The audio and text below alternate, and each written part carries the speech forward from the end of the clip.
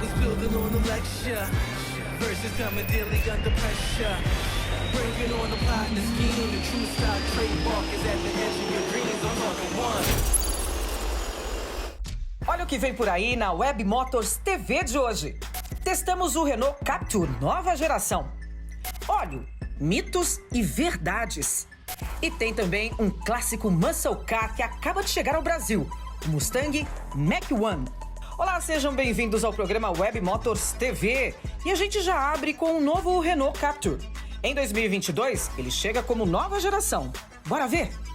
Fala galera, olha quem está aqui com a gente. Ninguém mais, ninguém menos do que o novo Renault Captur. Que a Renault fala de uma nova geração e recebeu uma importante novidade que está aqui dentro. O motor 1.3 Turbo Flex, que também é utilizado por carros da Mercedes. É um motor feito em parceria da Renault com a Mercedes. E hoje a gente vai dar uma volta e te mostrar como é que ficou.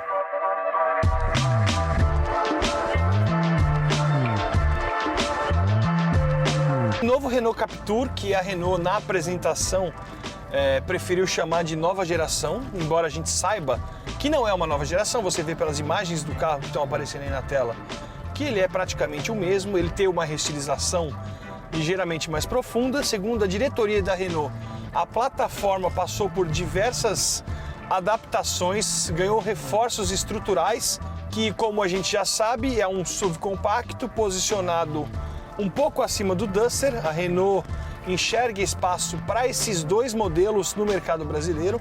O Duster é um pouco mais para baixo, um carro mais aventureiro, mais ligado a quem curte um off-road. E o Captur, um carro mais urbano, mais sofisticado, mais bem acabado e pensado para quem curte rodar na cidade. O Captur atual, antes dessa restilização que chega ao mercado agora a partir de julho, portanto no começo do segundo semestre, custaria mais ou menos na faixa dos R$121 mil. É 121 e uns quebradinhos, enquanto o Duster oscila ali entre os 80 e os 105 mil. E o Captur volta a oferecer 3 versões de acabamento agora na linha 2022. Começando com a de entrada Zen, aí ele parte para a intermediária, a Intense, e termina na Iconic, que é a topo de linha, justamente essa aqui que a gente está dirigindo. E aí ele se adequa a essa nova nomenclatura, que começou com o Kwid e os outros carros da Renault também passaram a utilizar. E aí a gente fala de Sandero e de Duster também. Se você reparar bem e tiver um olho afiado, você vai ver que ele mudou. O carro ficou com um desenho um pouco mais sofisticado, porque ele recebeu mais equipamentos e mais tecnologia lá fora. Nessa versão, por exemplo, mais cara, os faróis da frente, eles têm canhões de luz diferentes e todos em LED. A grade também é nova. E o para-choques, tanto na frente como atrás, também são novos.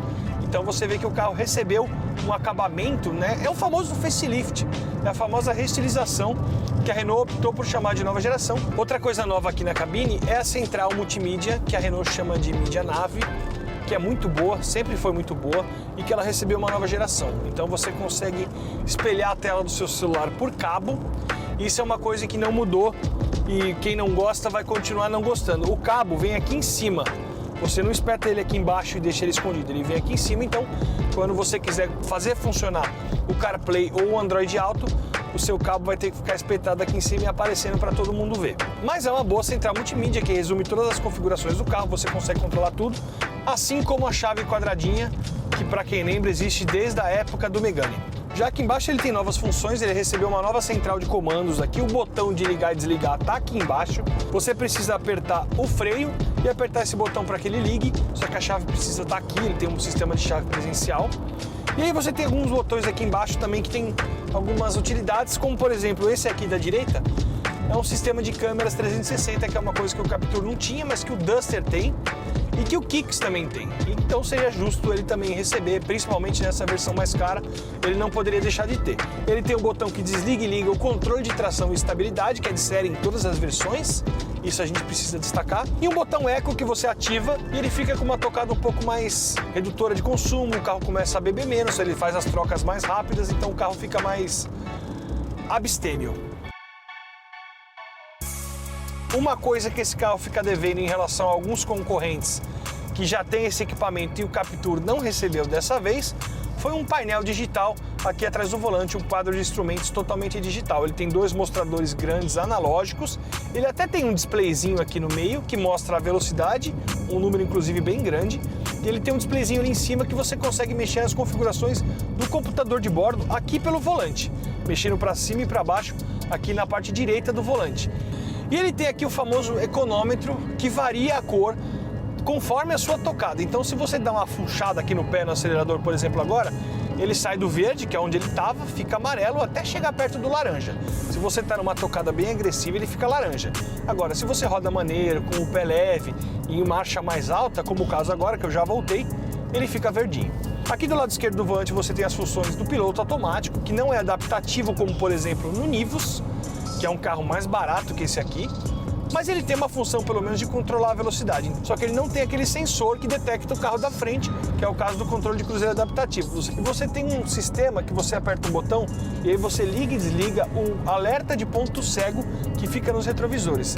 Então, por exemplo, se tiver um carro no seu ponto cego e você não enxergar, se esse sistema estiver ligado, ele vai te ajudar a identificar. Isso faz parte do pacote de segurança do carro. Ele finalmente recebe um motor 1.3 Turbo Flex, feito em parceria com a Mercedes. É um motor que já equipa, por exemplo, o Classe A e o Classe A Sedan aqui no Brasil, um motor flex turbo de 170 cavalos com etanol e 27,5 kg de torque. E esse número, principalmente o de torque, impressiona. Então a gente tem aqui o motor mais torcudo, portanto agora dessa categoria de SUVs compactos no Captur. Combinado a esse motor está uma caixa de câmbio CVT, aquela chamada Xtronic, que o Captur já usava, também é utilizado pelo Kicks da Nissan, só que ela foi reformulada para esse motor, ela foi adaptada e agora ela simula 8 marchas e eu estou pegando um pedaço aqui de rodovia, peguei um trecho grande de cidade e esse conjunto me surpreendeu bastante. O carro tem bastante fôlego, principalmente quando você leva em consideração o Captur anterior com motor 1.6 aspirado. Esse carro aqui, perto daquele, é outro carro. A gente falou de desempenho, a gente também precisa falar de consumo. E você vai ver os números na tela aí. E a Renault divulga, é importante a gente lembrar aqui, destacar, que esse carro recebeu nota A, segundo os dados do Inmetro. E você repara que ele consegue fazer 12 km por litro de gasolina na estrada. E a gente está fazendo com etanol 6.1, não está tão longe do que a Renault divulga, mas também não está tão bom. Então, resumo da ópera, ele não é tão beberrão, mas ele também não é tão gastão. Ele é um carro bem mediano e mesmo assim consegue andar bem pra caramba. Daqui a pouco tem mitos e verdades sobre o óleo automotivo.